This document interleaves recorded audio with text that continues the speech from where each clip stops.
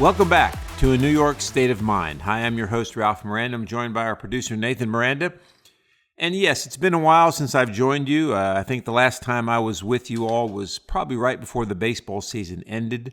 The season is almost over. The World Series starts tonight, so it's close to being over. So now it's time to kind of recap, talk about the Yankees a little bit, go through the season once again, talk about pending free agents, talk about who should stay, who shouldn't stay, what should be done, what shouldn't be done, all those wonderful things. But as I said, I predicted the Yankees would not win the division. They made it close. They made up 6 or 7 games in the last couple weeks, but ended up finishing with the same record as the Blue Jays, 94-68. And of course, the Blue Jays won the tiebreaker, having beaten the Yankees more times during the season. Therefore, the Blue Jays won the division and had the number 1 seed. The Yankees ended up with the number 1 wild card. So, when it's June and, it's early June and it's hot outside and it's a night game and you're playing the Cincinnati Reds, you think, how important is this game? But when you go back and look at some of the things that happened in the Yankee season, you realize how important each game is, right? I mean, the Yankees ended up with the same record as the Blue Jays. One game could have made the difference from the Yankees having to play the Red Sox in the first round of the playoffs, in the wild card round, or having a bye in the first round. And you can pick a number of games, right? You can pick the games, you can pick one of those Reds games. The Yankees lost 2 out of 3 to the Cincinnati Reds in Cincinnati. The Yankees got swept by the Miami Marlins in Miami.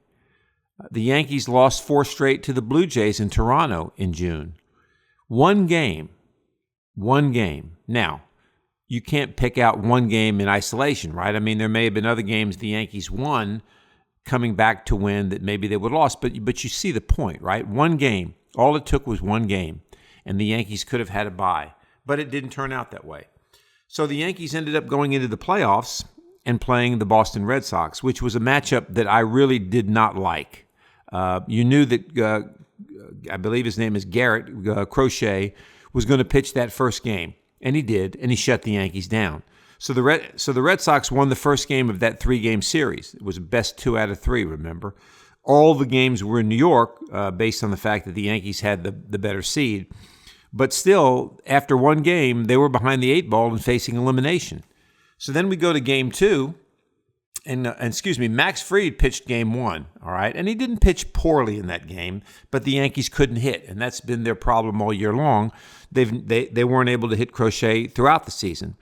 So then we go to Game 2, an elimination game. Carlos Rodon's pitching did not have a good outing, but the Yankees were able to win that game based on some Boston mistakes and a few key hits to make the series 1-1. And then we go to the elimination game for both teams, right? Game 3, the winner would move on. And Cam Schlittler, the Yankees rookie pitcher, who's been absolutely marvelous. I mean, he's had such a good year. He had his ups and downs, but he only came up in June. He threw what I consider to be one of the greatest performances by a rookie pitcher in the playoffs that I've seen. 8 innings complete, 12 strikeouts, no walks, 3 hits, no runs. I mean, absolutely phenomenal, striking out 12 Red Sox players. And then they bring in Bednar in the 9th with a 4-0 lead. They shut the Red Sox down, and the Yankees move on. But, as exciting as that was, we have to look at who they were playing. I mean, the Red Sox are not that great of a team, okay? They have some good hitters, but they chase a lot, and they're not that good of a team. The Yankees should have won that series, and they almost lost it. But again, one game. All it took was one game, and the Yankees would have been sitting at home waiting for the winner of that wild card series game. And it could have been any one of those games. And the fact that the Yankees caught the Blue Jays basically at the end of the season really does not carry a lot of weight either, because who were they playing that last week? The White Sox? Or the last 3 weeks, or I should say the last week and a half of the season, the Yankees played the White Sox, the Twins, the Orioles, and the Orioles. 4 teams that had already tanked it. The Twins had traded away most all of their team at the trade deadline. The White Sox were not as bad as last year, but still horrible. And the Orioles were horrible with lots of injuries. So the Yankees caught the Blue Jays, but it was fool's gold. Okay. But needless to say, Cam Schlitter did his job. A tremendous outing, moved the Yankees on to their division series against the Blue Jays. And that series, I mean, we knew the Yankees had trouble beating the Blue Jays, but the Blue Jays were a better team than the Red Sox. I don't know if you all remember, I said way back when, this was early in the season, I looked at the stats, the Blue Jays were the hardest team to strike out. They had the fewest strikeouts. They put the bat on the ball. They battle at the plate, something the Red Sox really didn't do a good job of. So Max Fried starts game one in Toronto, gets blown away. I mean, this is their ace. He gets blown away. And they lose that game 10-2, I believe it was. And then they win game two. Rodon pitches. Or actually, it might not have been Rodon. I don't remember exactly. I can go back and look, but it really doesn't matter. The Yankees lose game two 13-7. But before you get too excited about that, it was 13-2 at one time. And then, of course, the Blue Jays called the dogs off and started saving pitching, and the Yankees added on 5 meaningless runs. So the Yankees come back to New York down 2-0 to the Toronto Blue Jays, and basically with no fight at all. I mean, the Yankees showed no fight at all in those first 2 games. They come back home to play the Blue Jays in Game 3, and it was nip and tuck for a while until Aaron Judge hit that massive home run down the left field line off the Blue Jays reliever, 100+ mile an hour fastball deep in on the hands, and Judge turns on it and sends it over the fence to tie the game. Chisholm hits another home run after that, and the Yankees win Game 3. But then we go to Game 4, and the same old problems arise, and the Yankees lose, and they're eliminated. So another promising season comes to an end short of the goal, which is always for the Yankees, I believe, to win a world championship. And we'll get into some of that here in a minute. So the Yankees go home. Toronto moves on to Seattle, and this kind of goes to show you really how bad the Yankees really are. I mean, they look good, all right. It's kind of like fool's gold. They look good on the outside, but when you dig deeper, they're not really that good. They can hit in key situations. We're going to go through some of that here in a minute in stats. They can hit in key situations. Seattle goes to Toronto to start the American League Championship Series and beats the Blue Jays twice in Toronto to go back home 2-0. Now, the Mariners, they kind of messed it up, right? They go back home. All they need to do is win 2 out of the 3 at home, and they go to the World Series. They lose the first one. They lose the second one. They happen to win Game 5, so now they're up 3-2. They go back to Toronto, and they lose both games. A heartbreaking loss in Game 7. They were up 3-1 in the 7th inning. They give up a home run to George Springer. Game changes. Game over. Mariners go home. Mariners were 1 game. Let me take that back. The Mariners were 2 innings away from going to their first World Series in franchise history, and they blew it. But I would say it wasn't that game. It was the 3 games in Seattle when all they had to do was win 2 of those 3, and they couldn't get it done. So now we have a World Series of the Toronto Blue Jays and the Los Angeles Dodgers. The Dodgers, I mean, lights out. They played the Reds in the first round. The Reds really shouldn't have been there. The Mets blew it. The Mets should have been that last wild card team, and I think they would have given the Dodgers some trouble. But nonetheless, the Dodgers sweep the Reds. They go into the National League the Championship Series. They sweep the Brewers. So there you are. I mean, the Dodgers now are in the World Series against the Blue Jays. I think the Dodgers will win this World Series. I think the Dodger lineup is unlike the Yankees lineup for sure, and unlike Seattle's lineup. They really don't have any easy outs. They are a tough out from 1 through 9. And when you look at their pitching is really unbelievable. Nathan, maybe you could look up their pitchers for us if you don't mind, because I don't remember all their names. I know you got, obviously, Shohei Ohtani is going to start Game 1. He pitched and hit 3 home runs in one of the games against the Brewers. You got Tyler Glasnow, who's a very good pitcher. You got Kershaw coming out of the bullpen if you need him.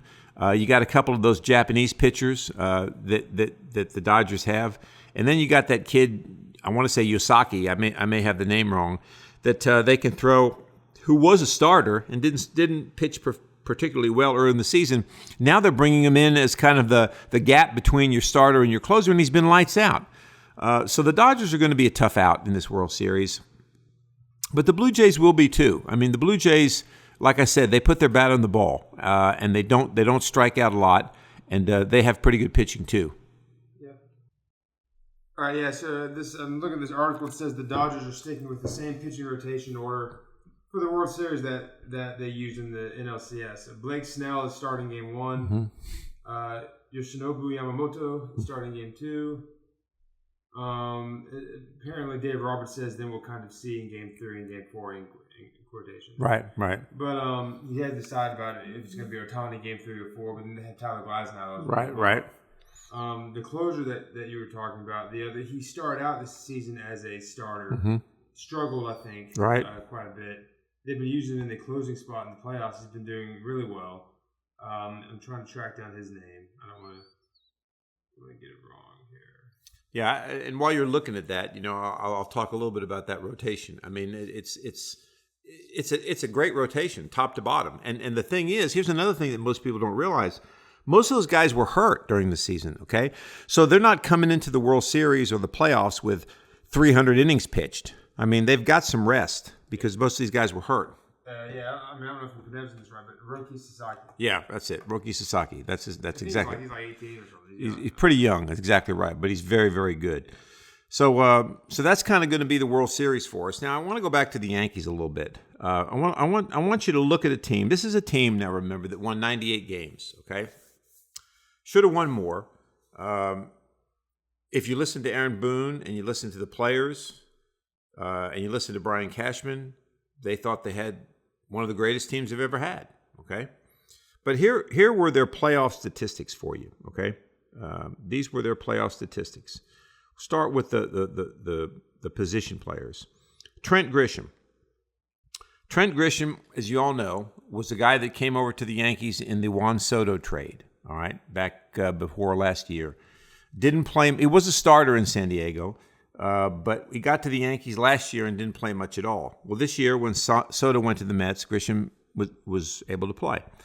The guy hit 30 home runs, I think, 31 home runs. I mean, he was a real find this year. I mean, I have to say he had a really, really good year, but he vanished in the playoffs. I mean, the Yankees played 7 playoff games. Grisham had 29 at-bats, 4 hits. He struck out 10 times. His batting average was 138. Cody Bellinger, 7 games, 6 hits, struck out 5 times. Hit 214. Aaron Judge had a good postseason. 26 at-bats, 13 hits, 2 doubles, the big home run against Toronto, 7 RBIs, 4 walks, only 5 strikeouts, hit 500. So Judge had a good postseason. Anthony Volpe. We've been talking about Anthony Volpe all year long. He didn't have a terrible series against the Red Sox in those 3 games. I think he even hit a home run. But if you look at his total postseason, he was horrible against the Blue Jays. 26 at-bats, 5 hits, that's total postseason. 1 double, 1 home run, that came against the Red Sox. 16 strikeouts, and he hit 192. Stanton hit 192, only 5 hits. Wells hit 227. Wells had 5 hits in 22 at-bats. Jazz Chisholm, 4 hits in 22 at-bats, 182.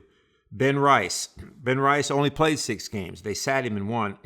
4 hits, 286. Ahmed Rosario played only in 4 games, had 3 hits, hit 300.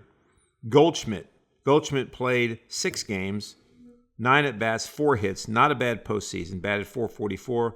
Jose Caballero only played 3 games, had 1 hit, 250, 1 hit, 4 at-bats, that's right. And then Jason Dominguez, who vanished after July. I mean, the guy was the starting left fielder. He vanished. He only had 1 at-bat, 1 game, and did get a hit. So that's the Yankees for you. 235 at-bats in the postseason, 59 hits, a batting average of .251 overall. That's not a roster of performance that's going to carry you to a World Series. I don't care which way you look at it. It's just not a roster of performance that's going to carry you to a World Series. And then if you look at the pitching, Cam Schlittler was the best pitcher. He pitched 14 innings He won one game. That was that last game against the Red Sox. He did lose his game that he pitched against Toronto, but he struck out 14 batters, and he had an ERA of 1.26. David Bednar, the closer, an ERA of 1.50. Max Fried, the ace, 6.75 ERA. He walked 5 guys. He gave up 12 hits, 7 earned runs. Carlos Rodon gave up 10 hits, 9 earned runs. ERA, 9.72. Will Warren started over 30 games this year. Will Warren pitched 4 innings, gave up 6 earned runs, 11.57 ERA. And Luis Gil, 6.75 ERA. Nowhere near the Luis Gil that we saw last year as the Rookie of the Year.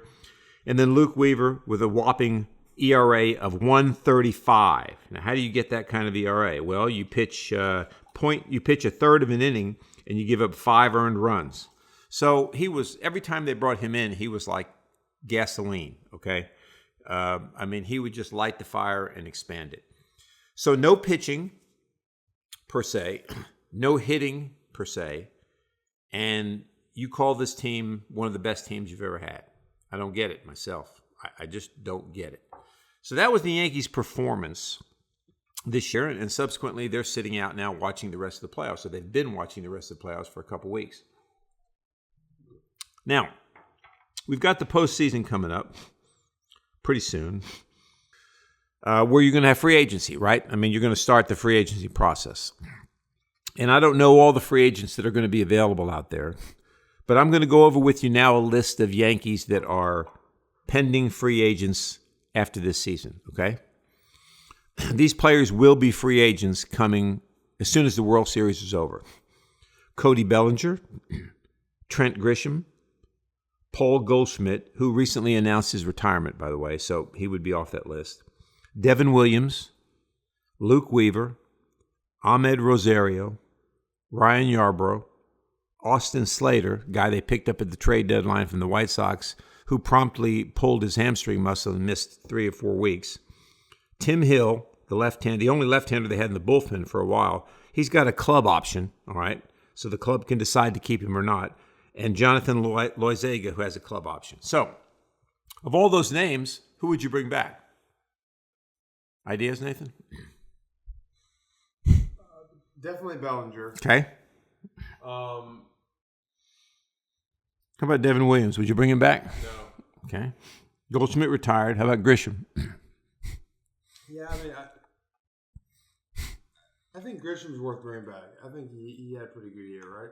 He did, but I guess the question you have to weigh is, was it a fluke year? Oh, look, the only one I think is must bring back is I think Bellinger. Okay. After that, I'd say if they don't have any of those guys going into next year, I would be fine with that. Okay. And I don't have a problem with that. I'll go over my list for you. I agree with you. I think Bellinger needs to come back. I think Grisham. I need to let Grisham go. I think that's his performance in the postseason tells me that he's a not yet ready for primetime player. Goldschmidt has retired. I would bring Devin Williams back, and I'll tell you why. I was critical of Devin Williams during the season, and I thought this is it. He'll never play in New York again. But when they took him out of high pressure situations, he became a better pitcher. And now that they've got David Bednar, who seems to have settled into the closing role pretty well, I think maybe Williams can settle into that setup guy role, okay? So I think maybe you give him one more shot. Luke Weaver, gone. I don't know what happened to that young man. He was lights out last year as the closer. And this year, after he went on the disabled list midseason, he's not been the same. So he's gone. I would bring Ahmed Rosario back. I think he needs to play some shortstop. I would bring Ryan Yarbrough back. He was a great fifth starter that ate up a lot of innings for you and actually did a pretty good job. I would bring Tim Hill back, a good left-hander who ate up a lot of innings and came in many pressure situations with the bases loaded and was able to get out of it. Austin Slater, no way. And Jonathan Loizaga, no way. I would get rid of these guys. Let me push back on you a little bit there with this. Sure. you don't want Grisham because he's not ready for prime time. Right. Yeah, you just said Devin Williams is a guy that can't get done in pressure situations, but you want to give him another chance. How those two? I mean, if prime time is a pressure situation, and if you don't think Grisham can get done, you want to get rid of him. But the other guy, I guess maybe I didn't make it clear enough. When I say not ready for prime time, I'm talking postseason. Williams was good in the postseason. He was very good. So Williams is good in prime time, but not in pressure situations. You mean like in-game pressure situations? Yeah. Well, he was when he was the closer to start the season, he was not very good. When they pulled him out of that role and moved him into less pressure situations to start, and then worked him back into some, he was much better. So if he's in big games in the postseason, he's fine as long as he's not in a pressure situation role like a closing role. Right. Whereas Grisham on the big stage just can't. Right. I don't think so. And then also, I think pitchers are more valuable than hitters. You always need more pitchers, right? So I would be willing to give Williams another chance. You can always find another outfielder. Yeah, that makes sense. So that's what I would do as far as those free agents. Now, let's talk about their roster. You know, I'm an old guy. I remember the Yankees. Obviously, many of you remember the Yankees from the late 90s and early 2000s. I remember the Yankees of the 70s. And after with many conversations with my dad, I remember the Yankees of the 50s and the 60s. This team does not want to win a World Series. I mean, Hal Steinbrenner is not his father. His father would have not stood for this. There is no way this Yankee team would have been this way at this time in the season if George Steinbrenner would have been running the team. To me, if you're Hal Steinbrenner and you want to win championships, you got to fire Brian Cashman. All right, if you want to keep Aaron Boone as the manager, I'll go along with that, okay? I don't think he's that great of a manager, but okay. But you got to fire Cash. What has he done? Let's take a look at Anthony Volpe, and I want to see if people agree with me on this. Anthony Volpe had a miserable season, all right? He hit under 210 this year. Look what I just mentioned his postseason, okay? He made more errors than any other shortstop in the league, almost more errors than any other player in the league. Well, now we find out after the season that he's had surgery on his shoulder, okay, for some problem that he had that came about because of an injury in May. I remember he was dealing with a shoulder problem at the end of the year, right? Right. The injury was in May, though. We didn't hear about this problem until August, okay? That's the first time the Yankees mentioned it, okay? So from May to August, he was playing abysmally, and all we kept hearing was he's elite. He's our shortstop. We believe in him. Okay, so you can't have it both ways, all right? And here's what I mean by that. If he was hurt, he shouldn't have been playing. But if he was playing, he should have been performing. So you see what I mean? You can't have it both ways. If the kid was hurt, you should have known that. You should have pulled him out of the lineup and get him well, and then put him back in the lineup. But you made him play and perform poorly, and you covered it up. I'm surprised. Why would they cover that up? Wouldn't that just be easy for them when people started attacking Volpe to say, hey, he's been playing with a shoulder injury? I agree with that. It made it even tougher on Volpe and on the Yankees. I agree with that. So my point is, if you did want to leave him in and let him play, well, there's a third option there. Leave him in and let him play, but then tell people, hey, he's playing hurt. So they won't be, the media won't be all over him all year. I agree with that. But why? I don't know why. That's why I'm saying they need to fire Brian Cashman, because this was not handled properly, okay? And Brian Cashman is pulling the strings. He's the puppet master, okay? Boone is just doing what he tells him to do. Do you think the owner has any pull over Cashman? He's the owner. He should. I mean, do you think Cashman's getting directions from above him? I don't think so. I think Hal Steinbrenner, that's a good question. I know George Steinbrenner told him what to do, I'm sure. George Steinbrenner told him what to do. I think Hal Steinbrenner, all he cares about is making money. And you and I went to a few Yankee games this year. The stadium's always packed, okay? They're always going to make money. They're the number one, probably the most recognized sports franchise in the world. I mean, remember when we were in Italy, I saw Yankee hats in Italy. The Yankee hat is all over the world. Iconic, right. So here's a team that's going to make money hand over foot regardless of their record, right? So I think Hal Steinbrenner is like, hey, I'm just going to make money, okay? I'm just worried about the books, the financial books, not winning. The Dodgers want to win, okay? But you think Cashman feels the same way. He wants to win. I don't think Cashman wants to win it. I think he's just maybe doing what Hal Steinbrenner tells him to do. I don't know. I don't know the whole story behind that. Do you think Cashman's unfireable though for what he's built up? It appears that he is from his point of view. Yeah, but I'm not saying he should be, but you can't live off. He's been living off that for 25 years. Yeah, I'm not saying he should be, but do you think that that's just not going to happen pretty much? I don't think he's going to be fired. No, I really don't. I don't think anything's going to change on the Yankees. And once the season was over, you know what they did? They fired a bunch of coaches. They fired their bullpen coach. They fired their hitting coach. They fired some. Well, what is that going to do? That's not going to change anything. I mean, the bullpen coach stands out in the bullpen and just tells guys to get up and watches them to get ready. How did he have anything to do with the Yankees' failure? He's not even the pitching coach. He's the bullpen. Right. Exactly.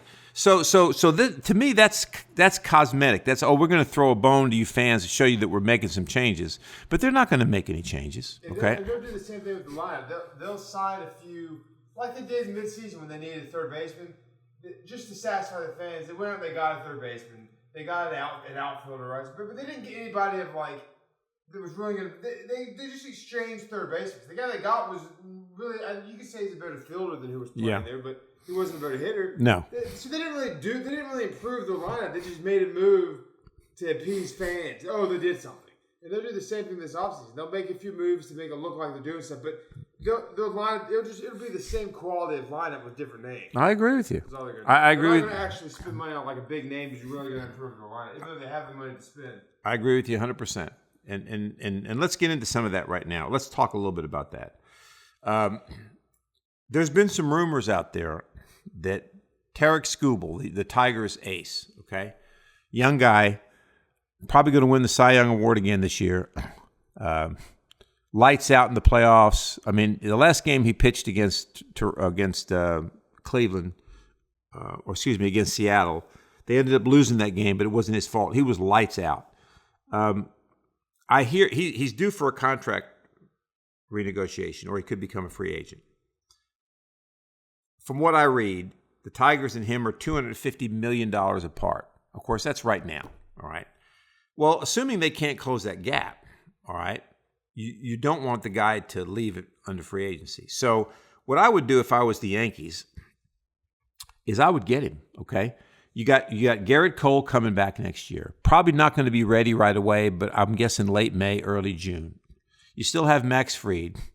You've got Carlos Rodon, and you got Cam Schlittler, okay? 4 guys. Now, what I would do if I was the Yankees, I would take Luis Gil, who is not what he was last year, okay? I would take Jason Dominguez, who I think is a very good player, a young, good player who apparently the Yankees have given up on him because he basically didn't play at all from July on, okay? And I would take Will Warren, and I would trade those 3 guys to the Tigers for Skubal, okay? And if you want to throw in another piece, throw in another piece. If you want to throw in Spencer Jones, their great minor league player who they're so high on, who never can seem to crack the major leagues, trade him too. Trade those 4 guys to the Tigers, get Skubal. You will have a rotation that will be unbeatable. Can you imagine Skubal number 1, Garrett Cole number 2, Fried number 3, Rodon or Schlittler number 4? I mean, where's your breather in that lineup, okay? All right. That's the pitching side of it I would do. This guy's Skubal's played 6 years off of the Tigers, so he's still pretty young. He could. If they play it right and he continues to perform, he could go down as like an all-time great Yankee pitcher. No question. Play another 10, 11 years. 16, 17-year career with 11 of those being with the Yankees. He'd be a great Yankee. And think about this. If Schlittler continues to progress, you have 2 young pitchers who could become really great Yankees. Now, Fried is still fairly young, but he's not. Rodon is what he is, and Garrett Cole's getting a little older. Rodon is a good he is option. Right, or 4th starter, right. And I think from the bullpen standpoint, they've got Bednar at closer. Keep Williams as your setup guy. I think Fernando Cruz is good. I think Tim Hill they need to bring back. Blackburn, you got to get rid of him. Guy they picked up like late season from the Mets. Get rid of him. Get rid of Weaver. and pick up some other guys. I'm not sure about this Duvall guy they got at the trade deadline from San Francisco. They might want to trade him or package him as well. But the bullpen needs to be revamped. Who's the guy that you like that you said like the only guy you like in the bullpen they bring him in? That was Tim Hill, the left-hander. Yeah. Who's the guy that you kept saying they'd always bring him in? He was horrible. Who's that? That was Mark Leiter Jr. He must be hurt because lighter fluid. Exactly. So yeah, he exactly. All right, so that's the pitching side of it. Now here's what I would do from a lineup standpoint. If you keep Bellinger, you've got your outfield. You got Bellinger in the outfield. You got Judge in the outfield, and you can pick up another outfielder. I mean, you got plenty of guys that you can pick up to play the outfield. I think that there's a guy from the Cubs. Do me a favor, real quick. Look up the Cubs, just the Cubs roster. I think his name is Ryan Tucker. Is the guy I'm thinking about. Pitcher? No, he's a position player. He's an outfielder. Plays for the Cubs. Kyle Tucker. Kyle Tucker. Thank you, Kyle Tucker. That's the guy that I've been watching. I've been reading a lot of Yankee posts or blogs or whatever. He's a free agent, I believe. The Yankees can get him. He's pretty good. He's really good. Let's see what he did last year.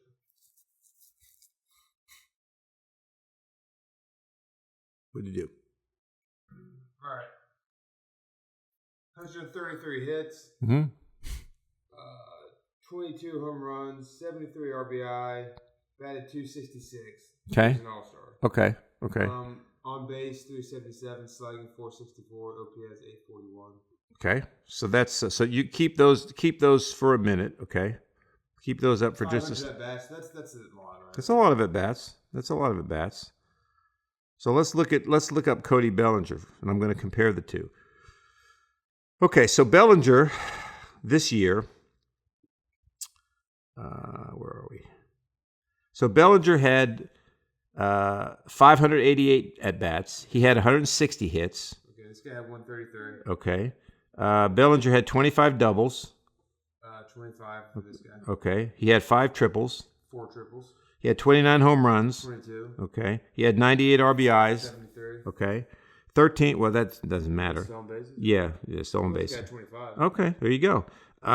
He had 57 walks, Bellinger. 87. This guy struck out 90 times.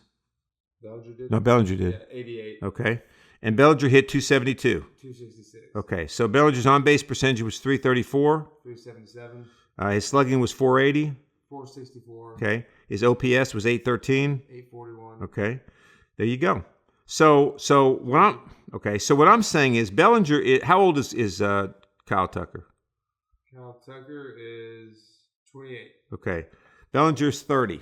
Okay. So my point being, I think Kyle Tucker is a good replacement and maybe a cheaper replacement right now. That's not a bad point. He'd probably be. Well, I don't know if he's cheaper, but if he is, then okay.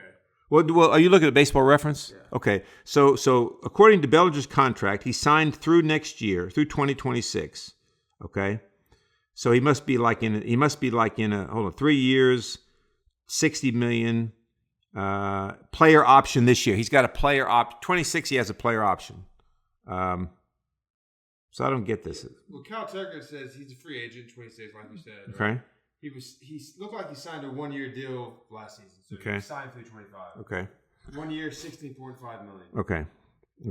So he's a much cheaper option. Okay, and he's a free agent. And apparently Bellinger, according to his contract here, it looks like he signed through next year. So I don't know why he would be an impending free agent from that list I looked at, unless he has a chance to opt out of his contract, which is possible. Okay.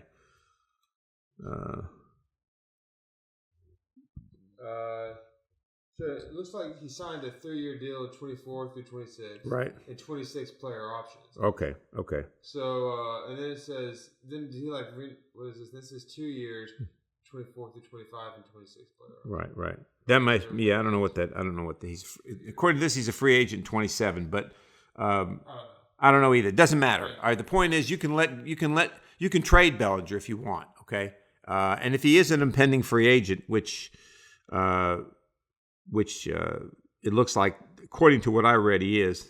Let me see if I can check that real quick. I mean, I'm not saying that you get rid of Bellinger, but look, if you're going to save a lot of money to then go and get people who are really going to upgrade your roster, fine. But if you're not going to use the money you save to really upgrade your roster, this is another example where I was just saying, well, you're just exchanging names, but you're getting the same output essentially. Tell me real quick before, is Kyle Tucker a right-handed batter? Left. He's a left-handed batter. Okay, so that's good. Here's the deal. Cody Bellinger is a free agent. He opted out of the final year of his contract. He will not exercise the $25 million player option for next season. So he had a $25 million option. This guy's contract last year was $16.5 million. Okay, if you're going to use that to really go toward an improvement fund, but otherwise, like I said, you just essentially they're the same guy. Essentially, they are. But if you can save $10 million and put it into somebody else, not only are they the same guy, but I would argue that Bellinger probably has a little more. Well, he's a former MVP, Bellinger. I mean, he is. Yeah. But anyway, that's my point there on the is your outfield then can be Cody Bellinger / Kyle Tucker if they decide to go that route. Aaron Judge, okay, and we'll and you can get another outfielder. Why can't you get Tucker and Bellinger? You could. That's very possible. You could, but Tucker plays right, but you'd have to re-sign Bellinger now. Remember? That's fine. Okay. Sign Bellinger, sign Tucker. All right, you could do that. Yankees can sign anybody they want to. I agree with that, but they don't seem to do that. That's the problem. I mean, I'm not saying they can't. Is that they don't seem to want to do that. I mean, you look at their outfield. I mean, you got guys like Caballero. He could play the outfield. Rosario can play the outfield. Just because they can doesn't mean they should. I understand that. I do. And Stanton can play the outfield some. Okay. But you can't move. Yeah, right? I know he can't. I would actually get. I might get rid of Stanton. Well, he's signed through 27. Okay, so you're paying him through 27. It's a guaranteed contract. You think you could trade him or something? I don't know that anybody would want it really, but maybe I spoke too soon. He's not horrible. Maybe I spoke too soon. Well, if he can stay healthy, he's not horrible. Yeah. But here's the key moves that I would make though. You tell me what you think of these. Goldschmidt's retired. I would get Pete Alonso for the Mets. He just opted out of the last year of his. He signed a 2-year deal before this season, and he's opted out of the second year of the deal. That's definite. Yes, get him over to first base. Take Ben Rice and move him to catcher. Okay. Yeah. And then Wells, you send him to the minor leagues, or he's your backup catcher, or he sells insurance. That's exactly right. And Volpe, I just think Volpe needs to go back and get some honing in. I think you need a new shortstop. I think you look seriously at this young shortstop they have in the minor leagues and say, "Is this guy ready?" Potentially bring him up. I agree. Yeah, I agree. I think McMahon's going to be your third baseman. He started hitting a little bit at the end of the season. He hit fairly decent in the playoffs, so he's going to be their third baseman. What's the deal with? I know one of the guys they were trying to end up signing with somebody. I don't know what's the guy's name. There was Arenado was one. Yeah, and then that Eugenio Suarez. Yeah. Could they still get either one of them? Probably not. I don't know what the deal was with them. If they traded, like the Mariners traded for him, he might have been in the last year of his contract. Yeah, it says he was signed through 25 Suarez, free agent 26. Right. So I guess Mariners just picked up the rest. They rented him. Yeah, they rented him basically. So they could get him still. Get him. Yeah, they could get him. He's better than whatever. Or I'll tell you what. All right. So that you could do that at third base. Arenado's he must have. He signed. Oh, he ended up signing and re-signing, right? Okay. It says he signed through 27, free agent 28. Okay. He probably re-signed. Yeah. He's trying to a 2-year. Well, no, it says signed for 27. It says 9 years, 19 through 27. So they're going to trade for him. I guess. They were going to trade for him. Yeah. They were going to. Yeah. So they still would have to trade for him, I guess. What they could do. And here's another thing I would do. I would trade Jazz Chisholm. Yeah. Now, I mean, I don't care if he's a 30-30 guy or what. He's a clown. Okay. Yeah. Makes too many errors in key situations. Yep. I tell you what I would do. Go back to the Skubal deal. He's pretty good for him. People kind of value him. Yes. So if you remember, Gleyber Torres was the Yankees' second baseman last year. Really, he played really well in the playoffs, and he was with the Yankees from about 2017 till last year. I think he played around for Detroit too. He did. So I would send. Those guys I said to send for Skubal? I would put Chisholm in the deal too, and get Torres and Skubal to come to New York. To me, that's what I would do, and you'd be set. And then you're gonna fill in pieces here and there, right? Backup guys and all that, and that's fine. That's just window dressing. But I think that's what needs to be done if this team, wants to get better. Torres plays second. Mm-hmm. Yeah, he's second baseman. But you got to get another power hitter in the lineup. See, and if you get Alonso at first base, you got a real power hitting right-handed guy. That's going to really help that lineup. And then you hit Judge third, Alonso fourth, Stanton fifth. Exactly. Yeah, that's exactly right. So. And then you lead off with Torres. Yeah, exactly. Tucker, what's his name? Bellinger. Yeah, right. And then you put Rice at number 6, and then you fill out 7, 8, 9. Whatever you got left. That'd be a good lineup. Yeah, I think it'd be a good lineup. That pitching staff too. Yeah. Well, that would be awesome, wouldn't it? That'd be great. And considering that considering how dysfunctional we're discussing the Yankees are this year, right? They won a playoff series. So imagine if they had that line, they should win the World Series. Yeah, I agree with that. I agree with that. I mean, look. The Yankees did not advance because of their pitching. Really, that was part of it. They couldn't hit. Okay, they had in the situations where they had to hit, they couldn't hit, and that's the problem. Okay, more so than the pitching, I think. And your bullpen just fell apart at the end of the season. Okay, so that's enough about the Yankees for right now. We'll get back into that later. I want to talk real quickly, switch gears, and talk a little bit about the New York Giants. The Giants, of course, we're in the middle of the season right now. Giants are 2-5. If you're a Giants fan, you pretty much know what's been going on, right? They lost the opener to Washington. Then they went to Dallas, should have won that game, had the lead late in the game, let the Cowboys drive the length of the field to kick a game-winning field goal.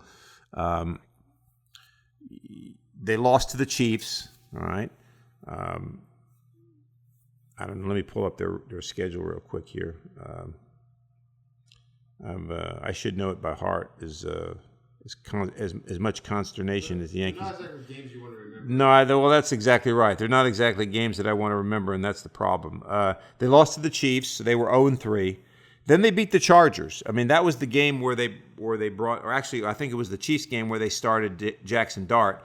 But then they beat the Chargers, okay, which was a surprising victory. In that Chiefs game, what was the final score? 22-9. But it was 16-9 late. Yeah, they were in it, kind of. They were. Surprisingly. They were. Then they lost to the Saints, a game they should have won. Remember, they had the lead in that game. Did you miss the Cowboys before? They should have won that game. Yeah, they should have won that game. And then they beat the Eagles on Thursday night. I mean, that was right. And then they lose to the Broncos in excruciating fashion. So if you look at their record, 2-5, they had the Cowboy game won and couldn't stop them. They had the Broncos beaten and couldn't stop them. That makes them 4-3. And then if you throw in the Saints win, they'd be 5-2. Yeah, the Broncos beat way more than they had the Cowboys. Yes, they did. So that's kind of where they're at. Now, I think the problem with the Giants, how many times have we said this, right? It's like you're afraid to say it. I think they've got a quarterback, okay? I like Jackson Dart a lot. He's not afraid to stay in the pocket and keep his eyes downfield. He moves around in the pocket well. He's not afraid to run, although I think he's going to get really hurt if he keeps running. And he makes some really good throws. He seems like a good leader. He's a tough guy. I like him. I like Cam Scatterbo. I like that draft choice. I mean, he's a tough guy. I think he's a great running back for them. They got Tyrone Tracy as well. The Giants' problem is they have no receivers, okay? Absolutely no receivers. I mean, listen to this receiver list. Now, Malik Neighbors, all right, he was their guy. He tore his ACL, so he's out. You got Jalen Hyatt, who really hasn't done much. Wan'Dale Robinson, who's pretty much their leading receiver. And your backup receivers are Bo Collins, even though he's a Notre Dame guy. He's really not that great. Gunnar Olszewski, okay, who's really just a punt returner. And then you got some other guys that that you really don't know much about. I mean, like, take a look at who's the guy they brought up from the practice squad. Oh yeah. Yeah. What's that funny name? Yeah, Lil something, Lil Jordan something or other. Let's see if I can find his name here. Anyway, we'll find it in a minute. I'll look it up right now. Little Jordan Humphrey. There he is, little Jordan Humphrey. Thank you. He actually had a couple good games, especially against the Eagles. So he might be a guy that can give you some depth at the receiver spot. But the names, I mean, they're not receivers that are going to cause. Think of these names. Listen to these names: Bryce Ford Wheaton, Lil Jordan Humphrey, Daquan Felton, Bo Collins, Gunnar Olszewski, who's a punt returner, Darius Slayton, who's injured, Wan'Dale Robinson, and Jalen Hyatt. Sounds like an elementary school roll call. Exactly. Now, Bo, Lil Jordan, exactly. Bryce Ford. Bryce. Yeah. So which one of those guys is going to cause the defense to roll the coverage over to him and make another guy open? Well, but I mean, you're right. But if they had neighbors, it'd be different. You'd have to. I agree, but you're still, even if you had neighbors, you got to have somebody else. Right. That's who they'd roll the defense over to. Correct. And their offensive line's been playing better. Okay. Andrew Thomas is their really good left tackle. This Marcus Mabo, who they drafted out of Purdue, has been playing very well. John Runyon, not bad. John Michael Schmitz at center, not too bad. Not great for his third year. He should be a lot better. Van Roten and Illuminor, pretty good. I mean, their line has been better this year. They've protected the quarterback better. So I can't really get on them totally. They're not the Detroit Lions offensive line or the Philadelphia Eagles offensive line, but they're better. Okay, the defense is outstanding. I mean, the defense names that I like: Dexter Lawrence at nose tackle, possibly the best defensive lineman in the NFL. Brian Burns, weak side linebacker. Bobby Okereke, Kayvon Thibodeau. Abdul Carter, their third pick in the draft. I haven't been paying close attention to. Has their D-line been living up to the hype, the preseason hype? They have. They've been playing very well, and they put pressure on the Broncos all game last Sunday, and they blew it at the end. The problem with the Giants is the secondary. I mean, Paulson Adebo, the guy they signed from the Saints as a free agent, has been a lockdown corner. He got hurt against the Broncos, so they had to bring in Deonte Banks. Deonte Banks is a guy that was drafted with a lot of potential. Started out well and has fallen off. And when they brought him in, the Broncos attacked him and they had success. But it's the defensive play calling that gets to me, is that you have the Cowboys down and you have the Broncos way down. So why do you rush 3 guys and drop 8 guys? When all they need is yardage, you're giving them yardage, okay? If pressure's been working all game, all right, pressure the guy. Play coverage in the secondary, okay? And it's the same with the Cowboys game. They had the same problem there. And I don't understand why. And then you go back to the offensive side of the ball. Remember, the Giants were beating the Broncos 19-0 at the end of the third quarter. It was 26-8 with 5.5 minutes left in the game. The Giants got the ball back. They ran the first 2 plays on the ground. Broncos called timeouts. They try to throw on the third one, and Jackson Dart throws that interception. The Broncos go down and score right away. Now, Dart, in all defense to him, he took responsibility. He said, look, I can't make that throw. My feet got tangled up somehow, and I couldn't get the air under the ball, and I realized I shouldn't have even been throwing it. But that play should have been called. You run the ball again, okay? Make them use their last timeout. Now they've got no timeouts with 4 minutes and 50 seconds left. Punt it to them, okay?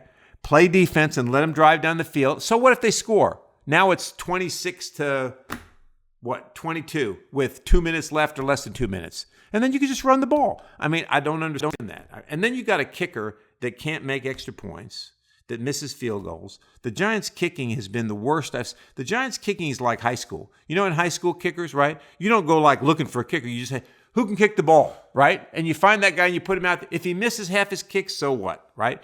But that's how the Giants are operating. Half the teams don't really even try field goals. In high school, right. Yeah. But my point is kicking you got to have a kicker. I know we make fun of kickers a lot, but you got to have one that can at least kick you a field goal and an extra point, right? That guy owned up. I mean, he owned up to it. Yes. In all fairness to him, but I don't think I've ever really heard an NFL kicker say like, "It wasn't my fault." You know, so they can't really, right? Everyone kind of owns up to it. Well, listen, I kind of like I said going into the season that the Giants needed to win 7 games or 8 games, 7 probably, for the general manager and the coach to keep their job. And if they'd have won those games we just talked about, that would be a no-brainer. But now let's look at the rest of their schedule. You tell me what you think. They're 2-5, okay? They're at the Eagles this Sunday. Already beat them once. They're going to lose. Okay, 2-6. Then they host the 49ers. All right, let me know if any of these are primetime games. Okay. You know my theory. All right, well, the Eagles and 49ers are both 1 o'clock. Okay, they're probably... More than likely. They can beat the 49ers. They can beat the 49ers, but if you had to lean, you'd say 49ers. Then they're at the Bears at 1 o'clock. They can beat the Bears. They can beat the Bears. They can beat them. All right, let's say Give them that win. Let's say they beat the Bears. So now they're 3-7. Then they host the Packers at 1 o'clock. 3-8. Then they're at the Lions at 1 o'clock. I think the Lions are overrated, but they're going to lose. 3-9.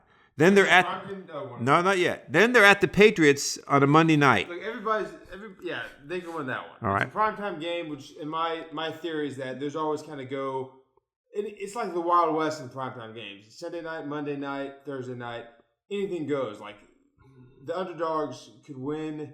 They typically do. I feel like the underdogs. Okay. They play, and the games are closer than you think they should be. The teams that you think they're going to blow them out, they usually either struggle or they lose. And everybody's hyping up this Drake May. I don't buy it. The Patriots are not that great. All right, they can be. Yeah. Okay. So let's say they lose to the Eagles, lose the 49ers 2-7, beat the Bears at 3-7, lose the Packers 3-8, lose the Lions 3-9, beat the Patriots 4-9. Okay. So they're going into their bye now at 4-9. Okay. Assuming that. Then they have a bye. Now The Bears aren't horrible, but I'll say they beat the Bears. All right. So they're 4-9 going into their bye. This is where they have to make hay. Their last 4 games, the Redskins at home, the Vikings at home. They can beat the Vikings. At the Raiders, they can beat the Raiders. Yeah. And then they have the Cowboys at home. Exactly. So if you go 4-9 and you go to your bye week, let's say you even just win 3 of those, you're 7-10. Okay? So that's what's got to have happen. That's it. Right? It's the end of the schedule. They can do that. Right. But the thing is, are they going to beat Chicago and New England? We don't know that. Or they could slip up and beat the Eagles again. Or they. Yeah, you can all look. I mean, I can see the Giants losing to Chicago and New England, but beating Green Bay and San Francisco. Exactly, and that's right. So they're still on track to win 7 games. It's going to be tough, but they can still do it. I can also see them losing to Washington and Minnesota and Dallas. Exactly. Exactly. That's exactly. And here's the thing. I'm glad you said that. Here's the thing, and you tell me what you think. I think at the end of the season, regardless, they need to fire the coach. All right, and I'll tell you why. If you can beat the Eagles, and you can give the Chiefs all they want, but you can't beat the Broncos when you have them beat. You can't beat the Cowboys when you have them beat. And like you said, you could see them losing to the Redskins and Vikings and beating the Packers and so to me that tells you something's wrong. You can get up for the really big games, but you seem to not be able to play the games that you have a better chance to win. Okay? And I'm not sure if it's coaching or what it is. I don't know. But I think the Giants ownership is the same as the Yankees right now. I think the Giants ownership doesn't care. I believe. I mean, you look at the Giants. The Giants have won 4 Super Bowls. Okay, I looked this up before we started the podcast. Okay, hopefully I can still find it. Yes. All right. We know, right, that the the Steelers and the Patriots have both won 6 Super Bowls. Right. So let me make sure I'm right on that. I'm pretty positive about that.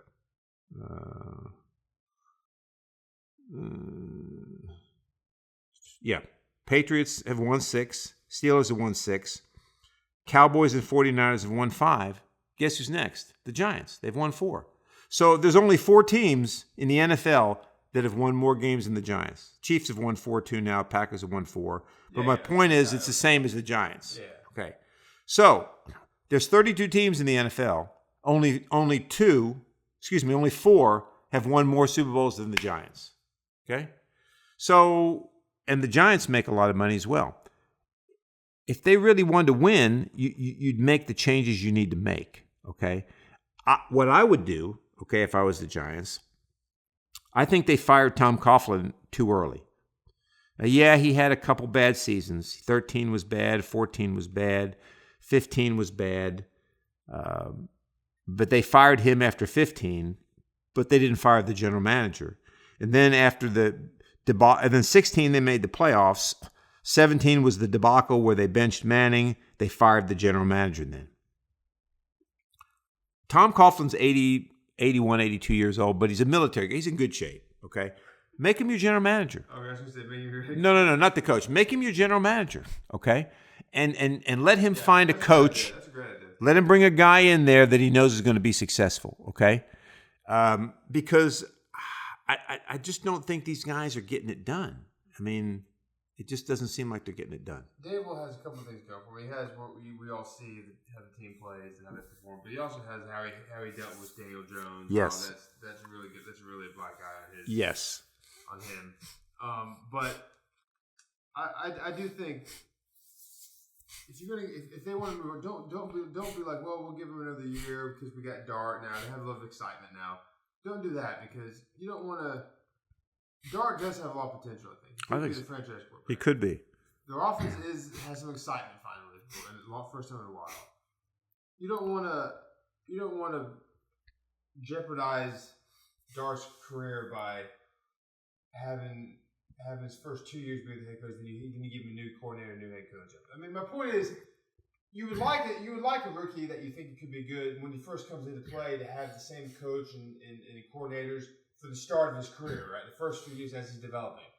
So if you fire after this season, he's going to have a brand new coaching staff. Fine, but do that as soon as you can. Don't let him go 2-3 years with Dable if you're not sure about Dable. I agree. You're just going to get rid of him after next year. I agree. You know what I'm saying? I agree. I do think you need to get rid of him as soon as possible if there's any doubt, because I would want to go ahead and get Dart in a system that he can really grow into and feel comfortable with for years to come. Right. Don't just change it again, after next. A system that's going to change year after year. Right.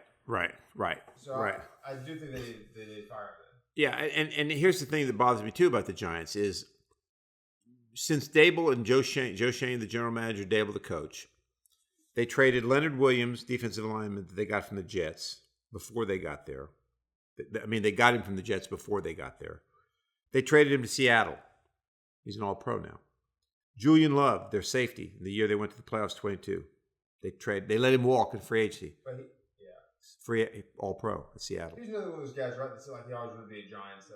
He's a Notre Dame guy, but still, Saquon Barkley, you didn't want to pay him, okay? That was good.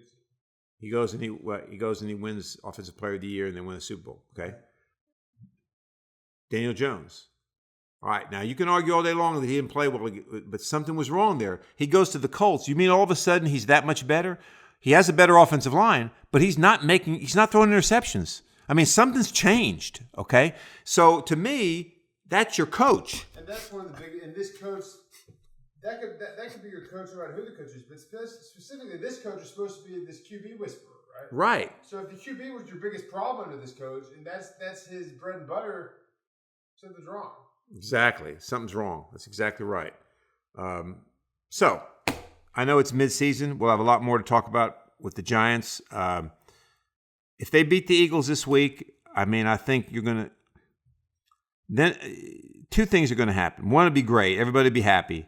But then you got to look and say, okay, when is this team going to turn the corner? Meaning, when are they going to start closing out games, right? I mean, that's what you got to start. In the NFL, you've got to be able to close out games, all right? That's the only way you can win multiple games. When you have a lead, you got to close it out. So we'll see what happens after this week.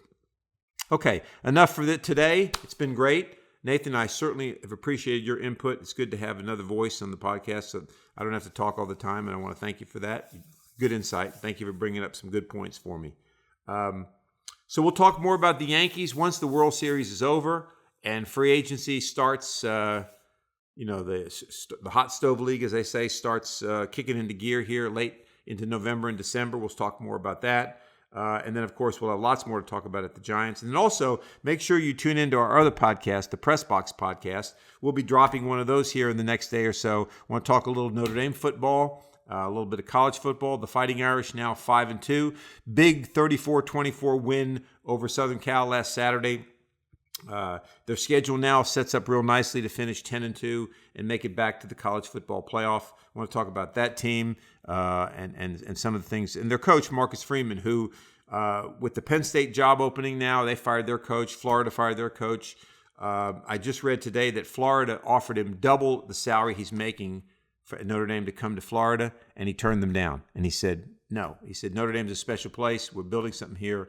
I'm going to stay here. I think that's great. I think Marcus Freeman, his next stop will be the NFL, not another college job.